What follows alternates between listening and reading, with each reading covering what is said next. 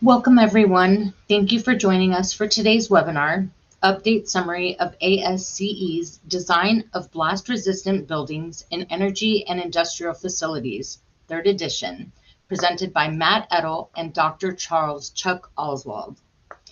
Baker Risk has decades of experience completing incident investigations, loss prevention studies, testing and research, and risk management services.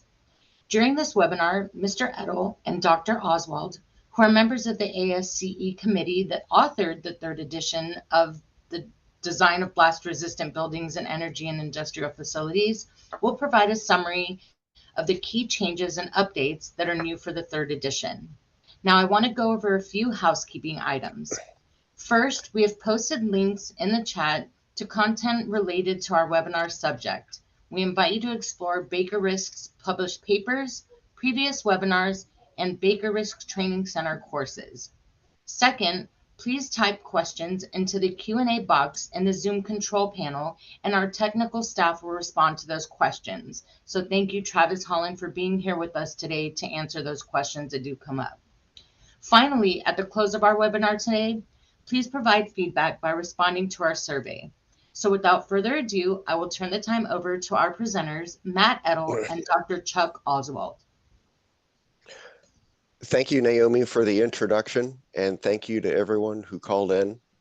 Chuck and I are happy to present on updates to this new release of this important publication from ASCE. As we get started here, a quick note, all the figures and tables that are shown in the presentation are taken from the new release of the 3rd edition. First, a quick overview is shown here. It's split into 3 main parts. I'll start with an introduction, going through a summary of the new publication. Then Chuck and I will both go basically chapter by chapter through the new edition of the book to go through some of the key highlights and key updates and revisions that have been made. And then lastly, I'll go through one of the 3 example problems at the end of the book. First, some quick biographies on the presenters. Chuck, if you want to go first.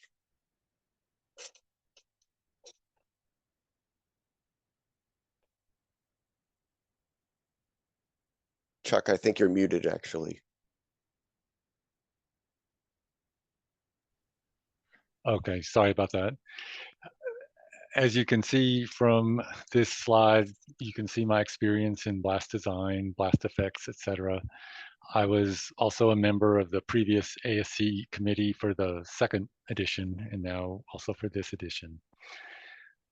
I'll turn that back over to you, Matt, to introduce yourself. Great. I'm Matt Edel. I was the co-chair of the task committee within ASCE that published this 3rd edition. I'm currently also working with the energy division under what's called CTA, the Committee for Technical Advancement in ASCE. And I'll also say CTA is looking for new members. So if anyone on the call is interested in helping to support ASCE, reach out, send me an email or give me a call, and we'll see how you can help. I've also been supporting a committee in ASME called PCC2, Repair of Pressure Equipment and Piping. And this involves specifically looking at hazards from pressure vessels and pressure testing. I have over 25 years of experience in blast-resistant design and have been using the previous 2 editions of this book extensively through my career. I also lead Baker Risk Shock and Fragment Enclosure, or SAFE, operations, which is both design and construction of enclosures and barricades for protection from pressure testing, as one application from this book. Okay, let's get started with an overview. We're doing this through a brief question and answer, or frequently asked questions. First, who might use this publication? The book was intended for the audience to be engineers and practitioners who design and analyze buildings for response to blast loads from accidental explosions at industrial facilities. This could include things like refineries and chemical plants. It's also intended for green energy applications as well. What's the content of the book? It is fairly technical. It's intended to be a technical resource, so it does get into the nitty-gritty with equations and response criteria and the like, and has just a limited amount of discussion on general guidance. Where can I get a copy of this publication?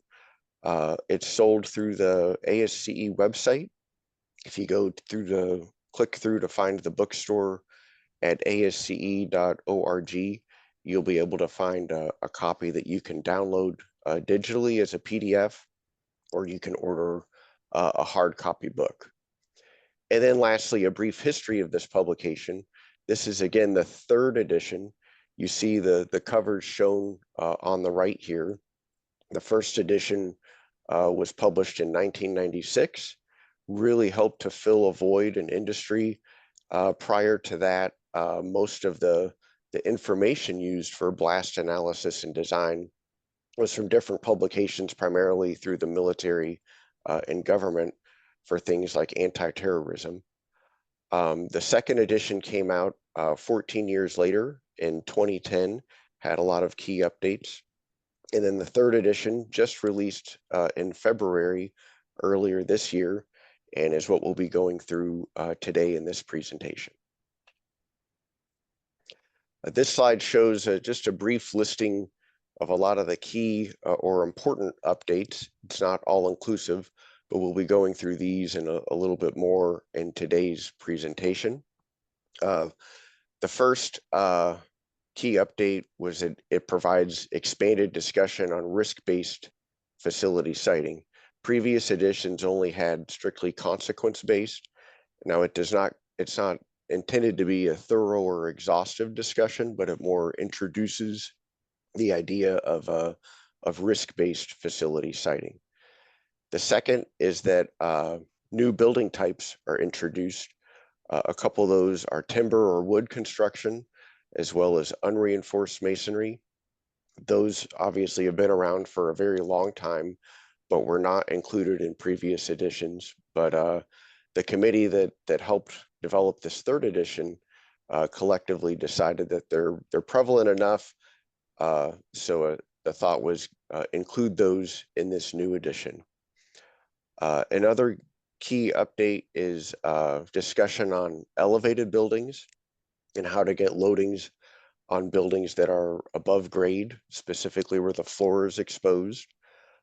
This is particularly common for things like equipment centers and the like that are elevated, so you can bring the utility lines in from underneath through the floor. But in doing so, they're elevated and they're exposed to getting blast loads from underside loading. Next is screening level guidance. Some of that's been revised and updated and expanded upon. Number 5 is building upgrades using energy absorbing systems. One thing Chuck will be talking about a little bit later today is a honeycomb connection design and how that can be used to absorb energy to get a lot of times a more cost-effective type of blast resistant construction. Next is response criteria. This is really at what we would consider the heart of the meat of the book. There's some updated criteria that have been included in the new edition specifically for pre-stressed concrete and reinforced concrete. And then lastly, the example problems that are in the back of the book. There's 3, I'll say, very extensive examples that are included. Those were in the previous edition as well, but they've been updated. The figures have been improved, and just the way that the problems are worked is a little bit more thorough.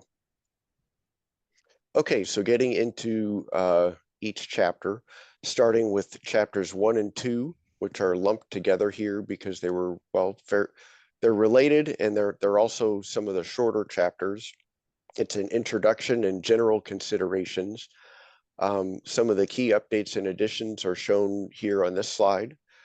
First, the scope and purpose of the publication is clarified a little bit better. Next, some very brief discussion on a few examples of accidental explosions that have occurred recently have been included. Specifically, some photos from some of those explosions are shown. And well, as they say, a picture is worth 1,000 words. A couple are shown here on the left, and it really helps to hammer home what it is that the purpose of the book is in providing protection to people where things like this can happen. Next, the previous editions had some thresholds or criterias below which for lower blast load regimes that you might be able to screen out some buildings and other structures. That was reconsidered for this publication. Specifically, the criteria that was in there before of 1 psi and 30 psi milliseconds, that was found to sometimes be misinterpreted. So a strict numerical threshold was removed for the third publication, and instead it's recommended that engineers look at buildings, say commonly in the far field, on a case-by-case basis on whether or not to screen them out or include them for a more rigorous analysis. Moving along, chapter 3, the title is Determination of Blast Loads. This chapter, a lot of it was just carried forward, but one of the key additions is that there's more expanded description and discussion for computational fluid dynamics, or CFD methods that can be used. This is a numerical method approach that can get more accurate and more specific blast loads for a given situation. However, a drawback is that it tends to be more computationally expensive. It takes a lot longer to develop and run the models. It also requires more of, say, an expert type of a user to be able to do that. Some examples where this may be more appropriate are shown here. The first is for building envelopes where you might have things like clearing effects and reentrant corner effects. Another is where you really want to capture shielding effects. In other words, where you might have a building behind a fairly large structure. Well, immediately behind that, you can get some shielding benefits. And yet another is where you can get channeling effects. For example, you might have two buildings that are close to each other but separated by a narrow gap. Well, the blast load might progress through that gap and have some amplification effects. An example of a CFD model is shown in the figure on the left. Again, this is taken from the new edition. For this specific example, you might have some consideration of the blast load coming from the lower left toward the upper right. You see you have two corners of the building that meet, and you might get some amplification. This is something that a CFD model would be very well adept at capturing. And then lastly, inclusion of deflagration type effects, like a rise time for your blast load, and considerations for negative phase loading are things that CFD models can help with as well. Chapter 4, types of construction. This section includes a brief overview of commonly encountered construction types at industrial facilities. You see 4 types were added for the 3rd edition, specifically unreinforced masonry. This tends to be more vintage, built, say, in the 80s or older. It's not really commonly built anymore. However, it's encountered pretty often. Timber or wood construction is another one that's been added. Interlocking steel panel modules. This is commonly used for things like electrical equipment centers. And then lastly, tents, which have become more prevalent, particularly in recent years. Another update is that the discussion on blast-resistant modules, or BRMs, has been simplified and written in a little bit more straightforward manner. In addition, some construction types that were in the previous edition have been found to not be very prevalent. Those are arch and dome structures, and another is buried structures. So those have been deleted or removed from the third edition. Another one is clarification for elevated structures. This is again where you can get loading on the underneath side of the floor. A little bit more discussions provided on some considerations for those types of buildings.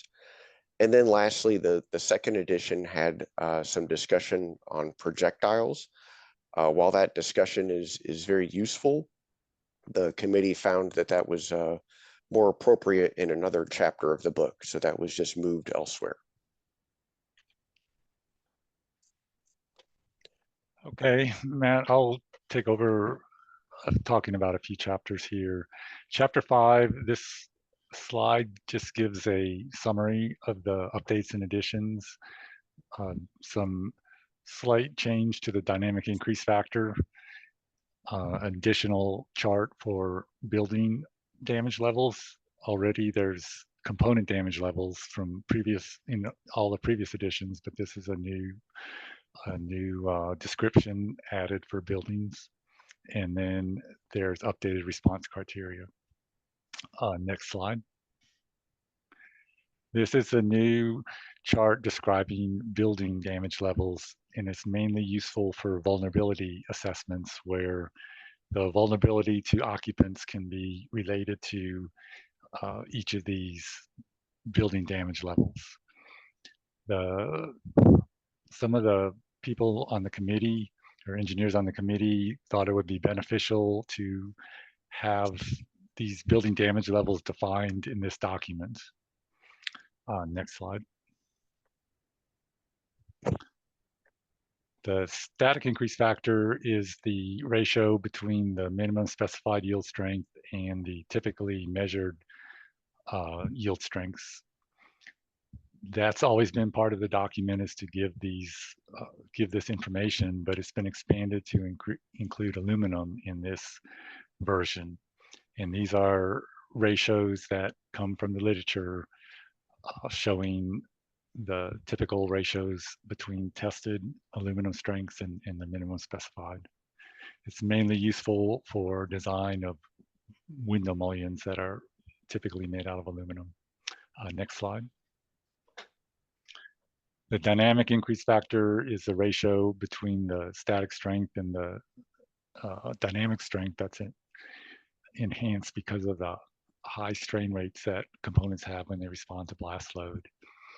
Again, this has always been part of the document showing the dynamic increase factor, but based on more recent testing, the higher dynamic increase factors are now recommended as for rebar.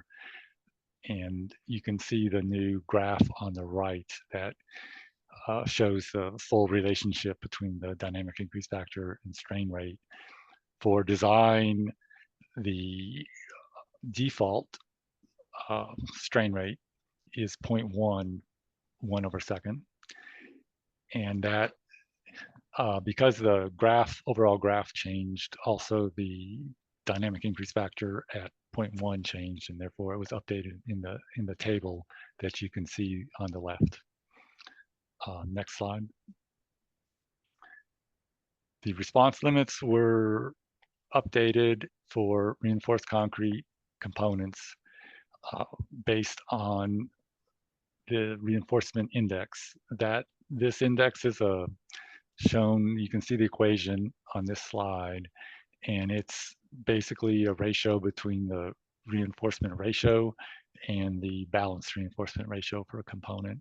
So a low RI value corresponds to an under-reinforced component, and the testing shows that the more under-reinforced it is, the more rotation can occur before damage occurs to especially the concrete on the compression side of the component.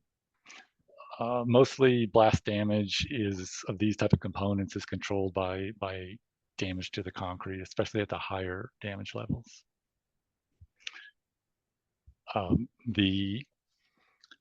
The testing also has shown that no stirrups are required when there's a low RI, even at large support rotations, and that's an update from the previous design criteria or response criteria. Next slide, please. This is a new chart showing the response limits for reinforced concrete components. There is a new component type added to this chart for sandwich panels, also known as insulated concrete panels. Those are panels where you have a layer of reinforced concrete at each face and then a layer of insulation in between, and shear connectors that connect the two reinforced concrete layers through the insulated layer to form some level of composite response. This chart also shows in parentheses where the response limits were previously different in the second edition. So if you look at any response limits that have a parentheses beside them, that's what the response limit previously was. So you can see, especially for components with low reinforcement index, the new response limits are generally higher. Next slide. This shows a chart for the response limits for components, reinforced concrete components that have combined axial load and out-of-plane blast load. These are more restrictive response limits because of the fact there's also axial load. And there's two updates to this. One update is that these lower response limits now become applicable when the applied axial load from dead load and blast load, if applicable, if that exceeds 10% of the ultimate axial load capacity of the component, then these lower response limits apply. Previously, that percentage was 20%. So that's a way where the response limits are now a little more restrictive than they were before. There's a new category added to this chart for reinforced concrete and reinforced masonry shear walls when there's flexural control. And these response limits are, these new response limits, you can see it, this category in that box on this slide with the dashed lines. Those are less restrictive than previously. All shear walls were the same as diaphragms with flexural control. So by shifting the response limits to support rotation instead of ductility ratio, they become less restrictive. Next slide. Chapter 6 discusses dynamic analysis of structural components, which is a basic part of the blast design process. Most of the chapter focuses on using the single degree of freedom analysis method, and that part is unchanged. The new part, or the, I guess, updated part of this chapter is in regards to using dynamic finite element analysis for blast design of structural components. And the expanded discussion explicitly states that the SDF response limits that are in chapter 5 and I previously overviewed can also be used when you're doing a finite element analysis, in addition to using them for the more typical SDOF or single degree of freedom method. Also, more guidance is provided for dynamic finite element analysis, stating that you don't have to use those, what we would normally call global response limits in chapter 5 if you're using dynamic finite element analysis. You can, because you're using finite element analysis, you have more options for criteria that you can relate to damage, such as plastic strain, as shown here.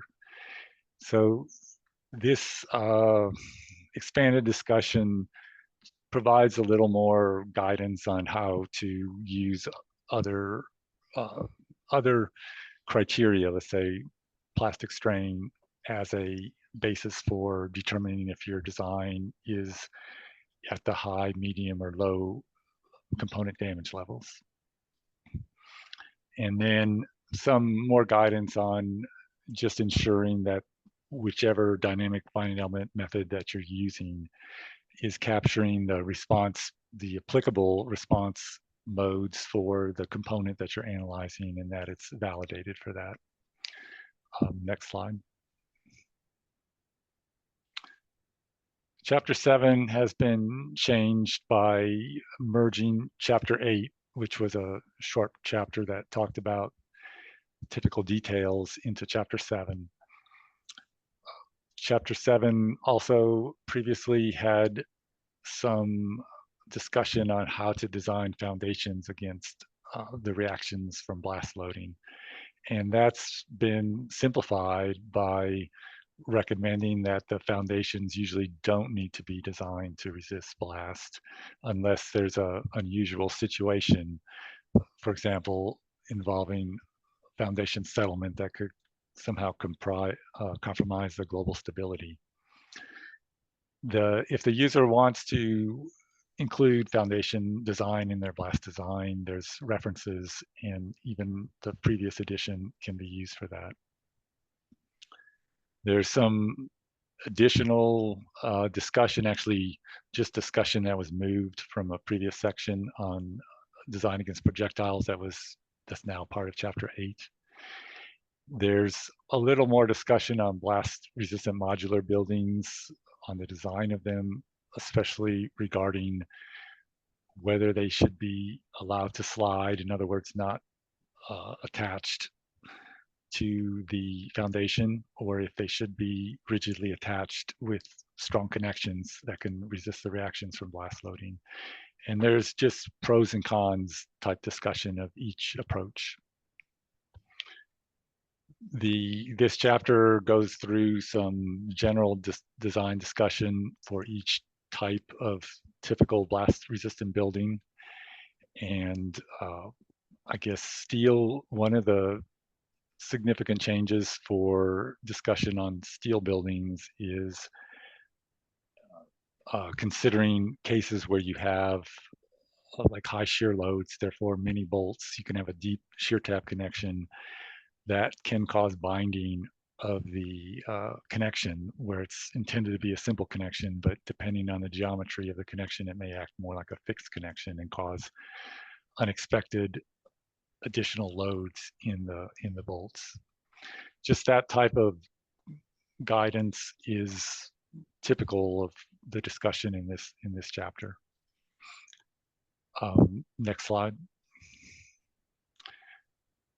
Chapter 8 now includes more specific information on blast damage to conventional doors. A blast door is not always needed. Sometimes a conventional door, if it's a heavy external metal door or steel door, can resist lower blast loads. And this chapter includes several PI diagrams similar to the one you see here that shows test data that can be used to assess whether a conventional door can resist the blast loads or not. Also, some discussion was added to this chapter for considering possible internal debris from non-structural items. When the blast hits a building, it causes fairly large deformations of the structural components that still resist the blast load, but they have high accelerations and relatively high deflections that can cause failure of attached components that then become debris inside the building. So there's guidance on how to avoid that in this chapter. Next slide. Chapter 9 discusses first of all, evaluation of existing buildings, but primarily it discusses upgrade concepts for existing buildings. The flow chart for building evaluation was modified a little bit. This actually gets back to what Matt was talking about with a 1 psi limit that was removed. But most of the chapter, as I said, dwells on upgrade concepts, and some new concepts have been added to the chapter. Next slide. This is the flow chart giving I guess, an overview of how to screen and evaluate existing buildings subject to blast loads. The main change was at number 2 on this flow chart for the first box there, which used to show a lower limit, implying that if the peak blast load on a building is less than 1 psi, it could be screened out as okay, that it would not have significant damage from that blast load. And that's been removed because that's not always the case. And what's been recommended in its place is that companies establish their own lower bounds if they want to do that for screening buildings subject to blast load.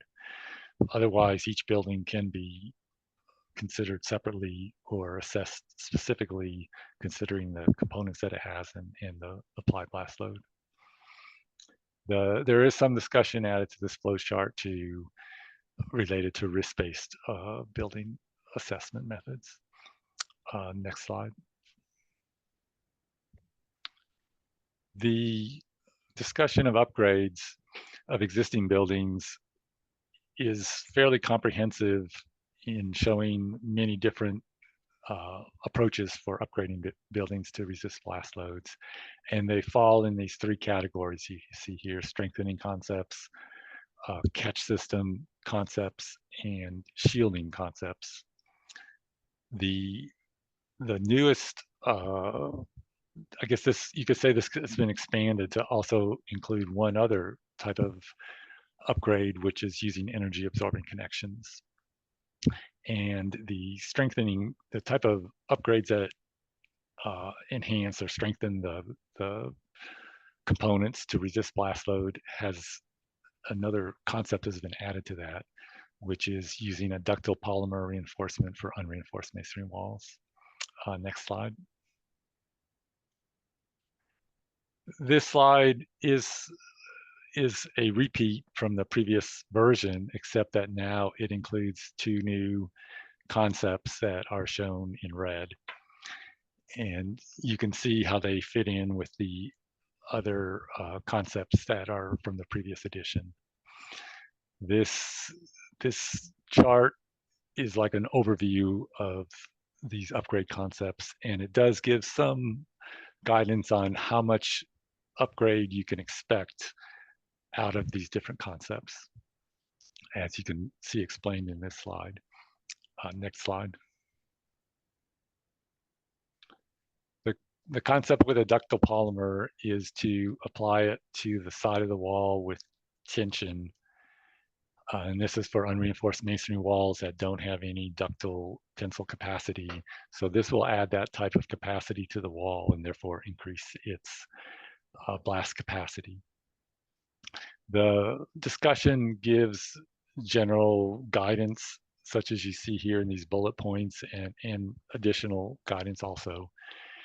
All of the discussion in this chapter is overall guidance to help the engineer decide, is this concept potentially applicable or beneficial to the specific case I have where a component needs to be upgraded to resist blast.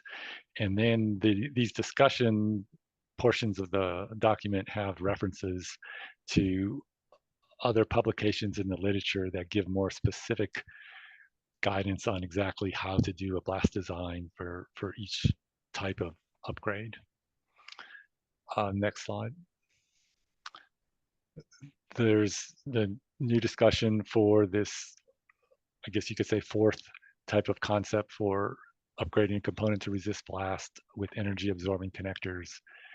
These connectors allow movement of the overall component as it's hit by blast, and they are damaged. They undergo plastic deformation during this process that absorbs energy out of the blast, and therefore reduces damage to the component that's impacted by the blast. And these energy absorbing connectors can be designed and tested to have a known amount of resisting force that they exert, and therefore that is the same force that gets transmitted into the lateral load resisting system of the building. So these connectors are especially beneficial when you're trying to do an upgrade and you don't want to upgrade the lateral load resisting system if you can avoid that. And if you use these type of connectors, you can control, at least in many cases, you can control the load that's transmitted into your lateral load resisting system, or at least reduce it compared to if you were using traditional rigid connections.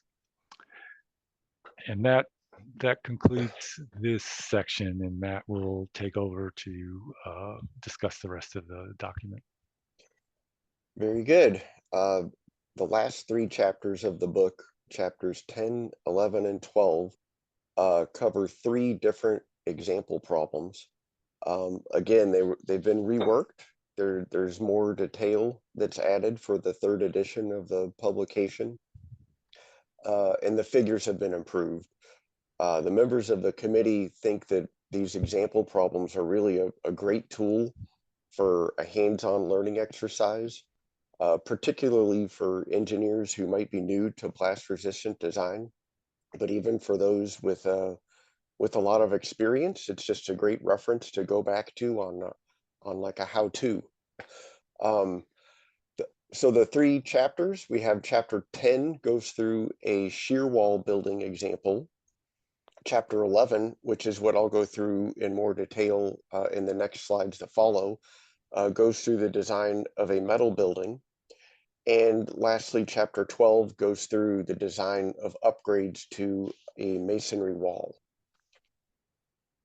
So chapter 11, I'll go through, I'll say what's mostly in this chapter. It doesn't have everything, but in the interest of time, some of the discussions are just a little bit more streamlined.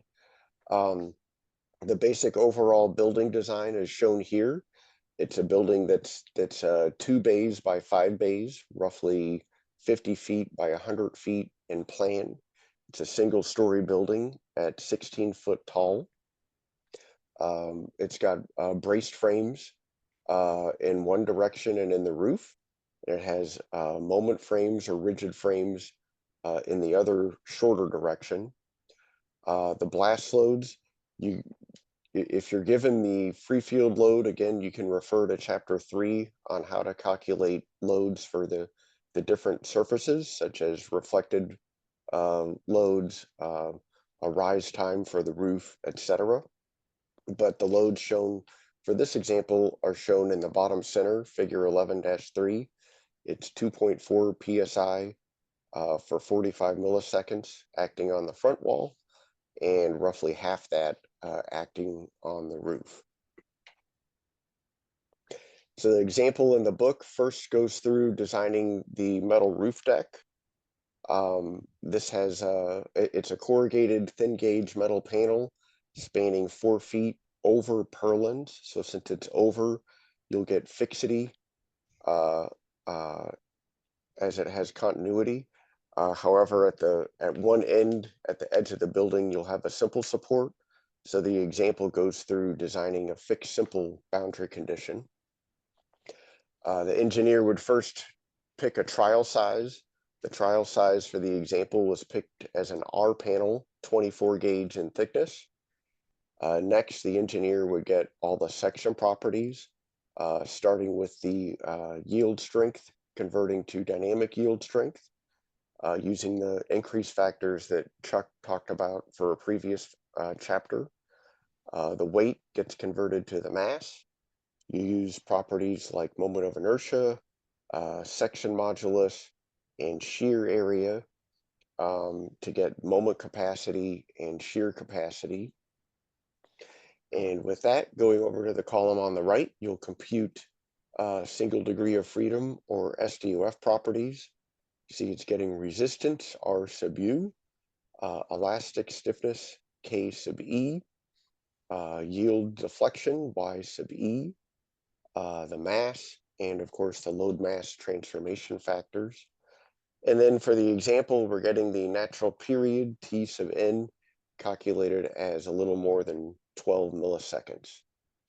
That natural period is used with the chart method taken from figure 6-6, where you take a ratio of the natural period to the load duration, as well as a ratio of the SDOF resistance to the applied peak pressure F. And with that, you determine over on the left to the vertical axis, the ductility mu, which is a ratio of the maximum deflection to the elastic deflection. You can use that to back calculate the total deflection and then get the support rotation. And then you would compare those, the ductility and rotation, to the response criteria. For this example, it would be a mu of 3 and a rotation of 2 degrees. And what's calculated is less than that. We have a mu of about 2 and a rotation of 1.8. So therefore, the response is determined to be adequate. So we would just stop there with the trial size that was picked. If it was not okay, you would pick something a little bit stronger and then go back and cycle back through again. Another approach shown on the right column is a numerical integration method. This is with the single degree of freedom approach. There's a few programs that are available to the public. One of the better known ones being SBEDS, available through the US government. The screenshot shown here is where the user would input the different parameters. The program calculates the SDOF properties, and then it goes through a time stepping routine shown in the graph, where you've got the applied load as the red curve. The displacement versus time is shown in blue, the resistance versus time in black, and then the end support reaction shown in green. You would compare those to the response criteria, again, ductility 3 and rotation 2 for this example. I think you get something pretty similar as compared to the previous chart method. And then, of course, you need to look at your end support reactions, V sub U, and compare that to the shear capacity. The next component in the example problem from the book is the roof purlin. I won't go through this in quite as much detail in the interest of time, but the purlin has a 20-foot span over the framing girders. The 4-foot spacing aligns with the span that was used for the metal panel. It has fixed simple support since it's over the purlin. A trial size was selected as a hot rolled 8-inch channel. You get the section properties, you calculate the SDOF properties, and on as before. This one, we're just showing the numerical integration approach, where you get SDOF results shown graphically as a function of time. Other components are shown in the example problem in the book. We're nearing the end of our time for this presentation, so I won't go through these, but it does go through the roof girder, the wall panels, the wall girts, and the columns along the walls. Remember, for wall components, you'll have different loads based on orientation for side-on as for reflected. And then lastly, I'll go through the design problem that's worked for frame sway response. There's 2 approaches that are worked in the example. One is with a loading option using tributary area, where you take the loading as pressure applied to the unit width and the height. The other approach is where you would first calculate SDUF response of the Gertz and Perlins, and then use the reactions from those SDUF models as the load function for your frame sway model. The first approach that's used is for column sway, where you have 3 columns that are working in parallel. It also goes through how you could do this with multi-degree of freedom or MDOF. The first is 3 columns in parallel. You have columns that are assumed to be penned at the base and have a full moment connection to the roof girders at the top. Well, those could be looked at as cantilever spans. So you would get SDUF properties for each one. They're working in parallel. So you multiply by 3 since there's 3 columns, and then you would get your other SDUF properties similarly, run it in an SDUF code and get the response and compare it to the response limits. In this case, we're within the ductility and rotation criteria. The other approach, the problem isn't really worked in detail since it's in a book publication, but it does briefly discuss how you could do it in an MDOF approach. This is usually with something from a finite element type of a code. There's many different ones available commercially. Just make sure you're getting one that can run it dynamically and nonlinear. For the example shown, you see node 3 response shown in deflection versus time. Results were similar using the 2 different approaches. And then lastly, in the opposite direction, we have a braced frame. You could do this in a similar approach.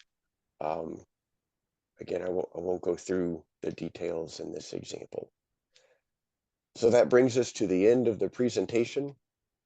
A couple closing remarks are shown here. The new edition, the 3rd edition of ASCE's blast resistant design in industrial facilities and energy facilities is now available.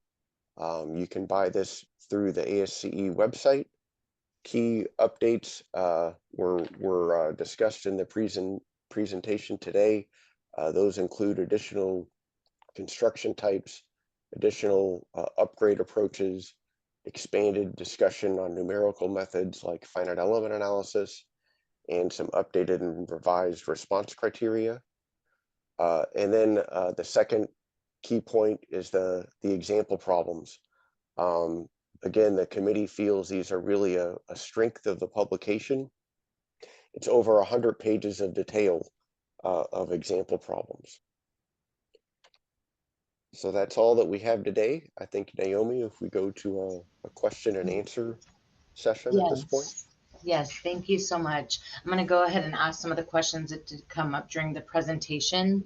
And just as a reminder to our attendees, if you haven't already done so, go ahead and type those questions into the Q&A box in your control panel.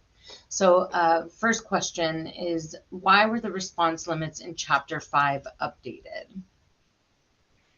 Well, they were updated because there's more test data. Those response limits are largely empirical based on testing. And in the interim, since the previous edition, there's been much more blast testing that has allowed the response limits to be modified per that test data. Okay. Excellent. So how does the new response criteria for reinforced concrete components in Chapter 5 of this manual compare to response criteria in PDC TR 06008 used by the Department of Defense?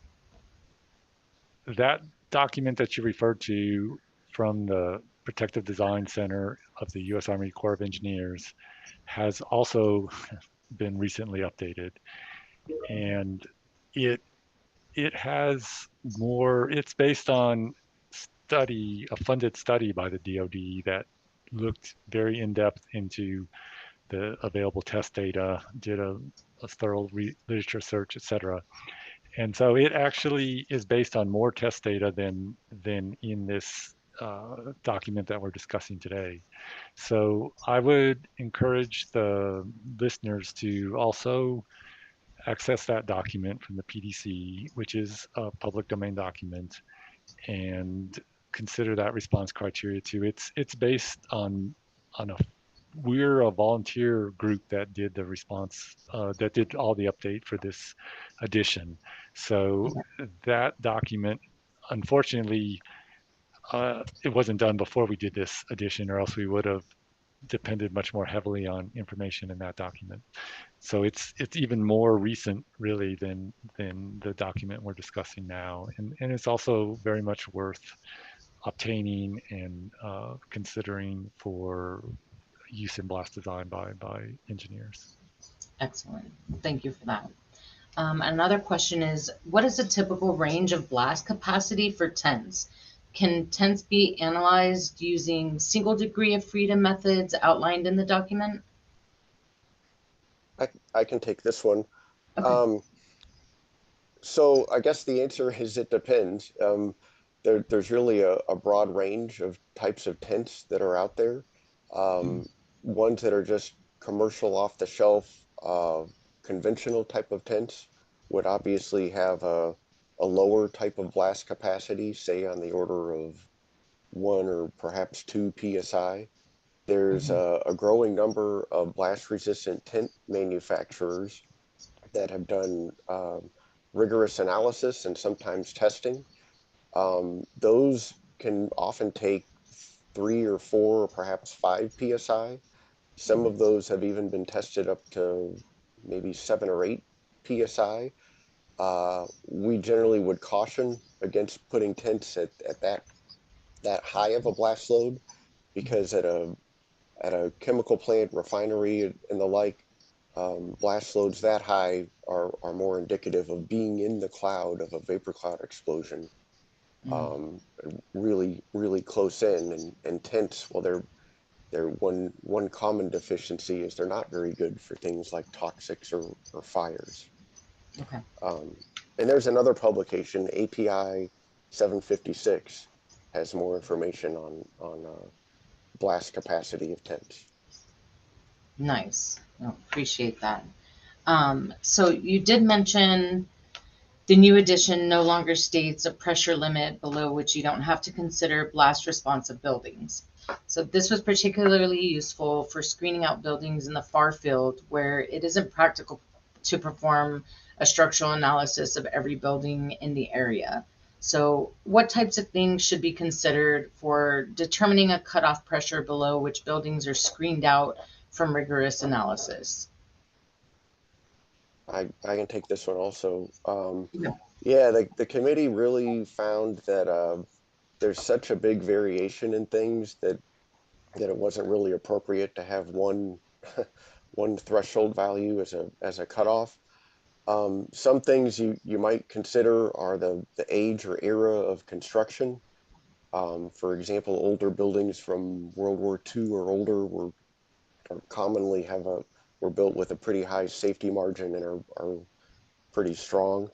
The type of construction is another one. Things that are brittle versus ductile versus a lot of glass. And another important thing is the risk tolerance of the owner or operator of the facility. Is ultimately this falls on them. Gotcha. Thank you for that. And it looks like we've only covered a few of the questions that have been asked. So to our attendees, if you have additional questions, I ask that you type those into the Q&A box. Travis, you've been great answering, some that have come in already, but I'm going to ask one more before we conclude the webinar. So to either you, Matt, or you, Chuck, what blast testing has been done on energy absorbing connections? Testing has been done mainly by the Department of State that I know of anyway, where they have done testing using these connectors in shock tubes and with high explosive, where directly adjacent to the test structure or the test component, in this case, reinforced concrete wall panels, with the energy absorbing connectors, and next to it, the same component subject to the same blast load with rigid connectors.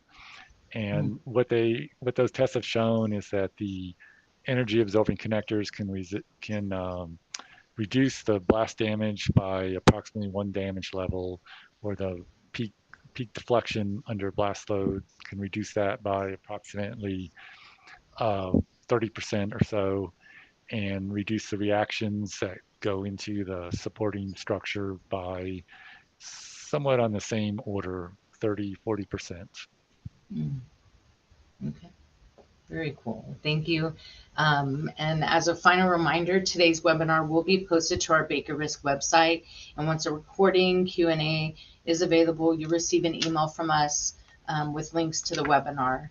And then finally, we do ask that you complete the survey at the conclusion of this webinar. And be sure to join us for our next one on July 15th. It's going to be on PSM gap analysis, which is part of our Egypt PSM webinar series. And there's more information to come via our website, on LinkedIn, and via our newsletter. So we look forward to seeing you again soon. And thanks again for joining us today, and great job to you, Matt and Chuck. We appreciate, getting all the information on this third edition. So, and thanks again, Travis, for answering some questions in the background. So have a great day, everyone. Thank you again.